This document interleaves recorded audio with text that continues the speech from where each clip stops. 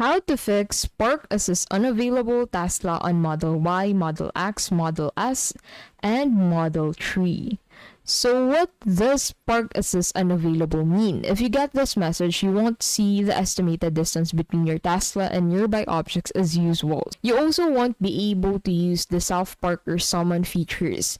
This is because the software is not receiving the necessary information needed to generate distance estimation. So the most common causes of this problem would be rain, snow, or dirt is blocking the cameras or sensors.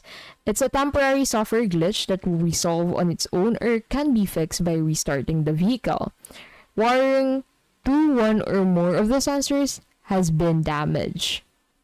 If you're driving in the rain or snow, it's almost always the reason the error pops up. If the weather improves and the message does not go away, you'll know it's one of their causes. So to fix this error, the first thing that you'll need to do is to clean your car. If the weather has been bad or your car is dirty, wash your car's front camera housing, ultrasonic sensors, and all of the side cameras. On that note, you can use a gentle cleaning solution to avoid damaging the paint of Tesla versus going through a car wash that contains abrasive chemicals. Now reset the vehicle software. A Tesla is a computer on wheels. Sometimes a reset of the software will take care of random bugs and everything will work properly again.